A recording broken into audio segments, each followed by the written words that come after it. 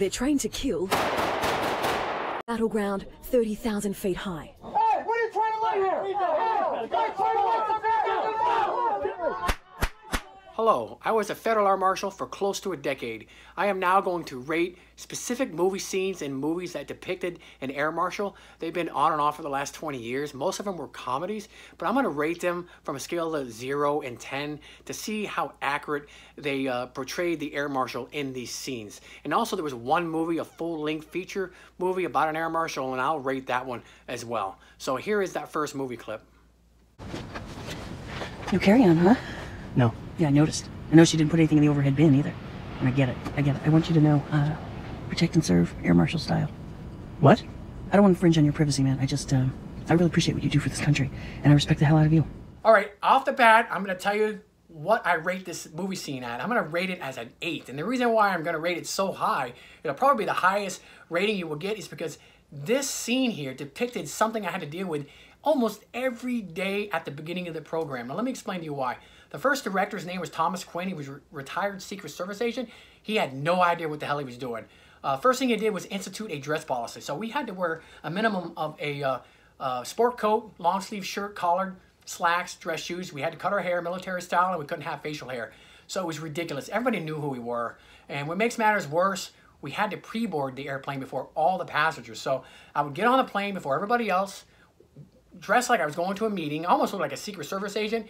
And people will ask me, hey, I saw you get on the plane first. You got to be one of those air marshals. So obviously I lied. I just told them I was a airline pilot and I was deadheading. I was on vacation, something like that. It normally worked. The good news is the first director's name was Thomas Quinn. Like I mentioned, they fired his ass after a couple of years because he was a moron. So it's very rare that somebody would ask me if I was air marshal after the second director changed all those stupid policies that Tom Quinn made.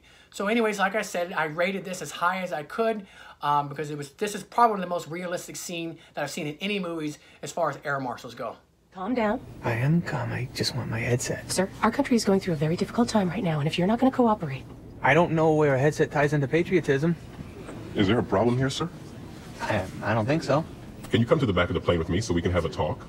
But talk about what? There's not a problem. The steward is just keeps... Flight attendant. The flight attendant keeps ignoring me when I ask... Calm down. I am calm. What is it with you people? You people. Oh, now wait a minute. I don't mean you people. I mean you people. Sir, I will not tolerate any racist behavior on the plane. This is a very difficult time for our country. I know that. I'm not a racist. I just want to watch the movie. I'm only going to say this one more time, sir. Calm down. I'm calm! Let's talk about the scene here in the movie Anger Management with Adam Sandler. This gentleman here is supposed to be an air marshal. Would he break cover for such a minor infraction? The answer is no. No air marshal would ever break cover for such a minor incident. This is just a disagreement between a flight attendant over some headphones. Even if a passenger started screaming, no air marshal is going to break cover for that. What people don't understand is the air marshal's main priority is the protection of the aircraft, so it's not taken again and used as a weapon of mass destruction. The badge he used when he opened up his jacket, that's not an air marshal badge. That looked like a deputy U.S. Marshal badge. The taser he used, at least when I was in the program at the very beginning for almost the first 10 years of it, air marshals were not issued tasers. Now, I've been gone for well over a decade. They may use tasers now, but this movie was made when I was currently an air marshal. So when I saw this, no way. So this is completely wrong. If I had to rate this one here, this clip, this is a 0. I mean, none of this is right. No air marshal would do this. The equipment, what happened, the taser, the badge, completely wrong. I rate this movie here as a 0. Oh, you just say the word, Jack. You know what I want to do? I want to do an Irish jig on your arse ugly face at 30,000 feet. Oh, 30,000 feet, so you want to dance right now? Yeah. The only thing holding you back is air and opportunity. There goes the air. Bring it on, Don Ho. Oh, no. So now, hey, cut it out. Both of y'all cut it out. Oh, see? You woke up the air marshal. You woke the air marshal. How did you know I was the air marshal? Unaccompanied. They boarded the plane. Aisle seat. Gold shirt. Now, this scene here caught me off guard because when I was watching the movie, when Kevin Hart broke out and pretty much said he was an air marshal, it was completely hilarious. Let's talk about the scene and see if it's realistic. And the answer is no, it's not. No air marshal is going to break cover for a small disagreement between two passengers. They're trained to only break cover unless it's absolutely necessary, like to stop a hijacking. That's self-explanatory. Maybe somebody's running around with a knife and stabbing passengers. You know, stuff like that. Just very serious incidents. And this here is not even remotely as serious. So when Kevin Hart broke cover here, it's very unrealistic. So let me rate this here as a 4. And the only reason why I'm giving it a 4 is because Kevin Hart was in the movie, but this would never happen. Ladies and gentlemen, welcome aboard our non-stop service from New York to London.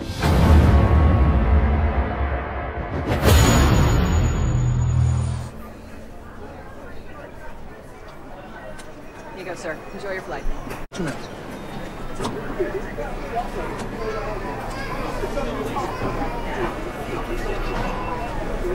Clear. Right this way, sir, please. All right, this movie was titled Nonstop. It's a full-length feature film about a federal air marshal. If you watch the movie, there's actually 2 air marshals on this flight.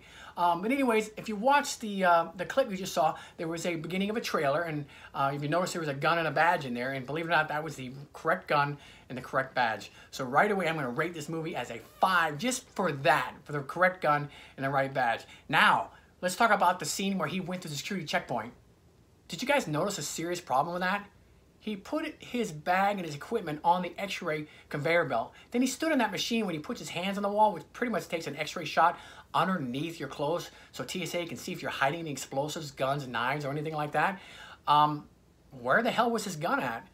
Where was his issued law enforcement equipment? So that scene is completely wrong.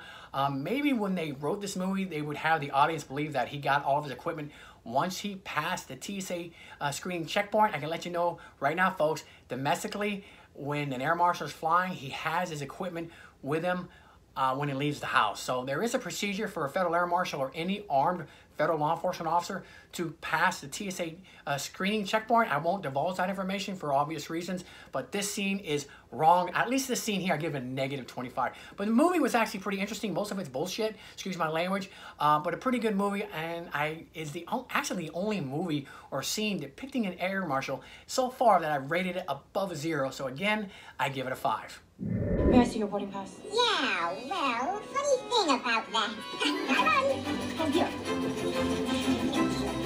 Get back here. Where? I don't know. Come on. Right! Air Marshal, don't move. All right, let me rate this movie right now -0. This would never happen. But funny story, something like this almost happened exactly like this movie here. Let me explain to you.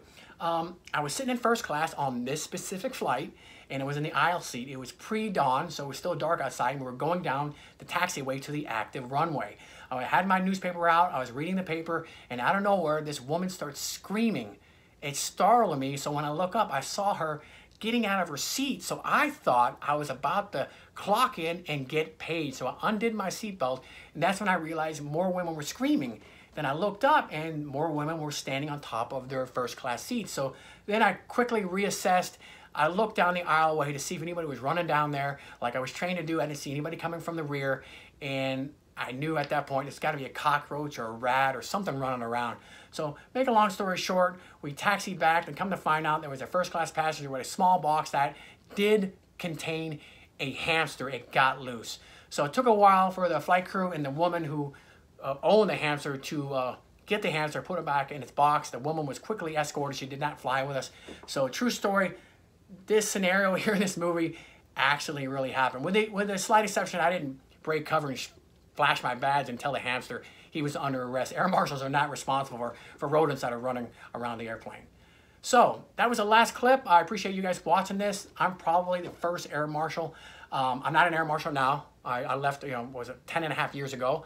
I'm currently a federal employee, so I have to be careful what I divulge, like where the air marshals sit, how they handle the aircraft situation, the aircraft tactics. I'm just not going to talk about it because I still know a few guys are still there, and I don't want to put them in harm's way by releasing the tactics to the public, so it could be used against them. So a lot of stuff they do is very secretive. I wouldn't go as far as saying, they're super secret agents like the CIA or NSA. They're not. They are just plainclothes federal law enforcement officers.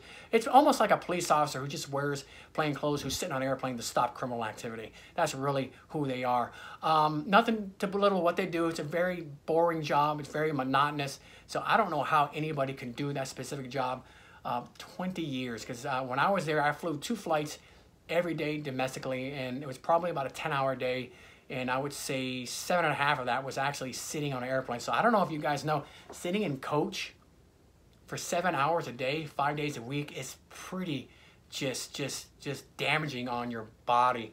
That job is for a certain individual, and I'm glad I'm no longer there. With that said, thanks for watching this video. If you got any questions or comments, go ahead and put it below. But anyways, thank you very much. Have a nice day, night, evening, weekend. Take it easy.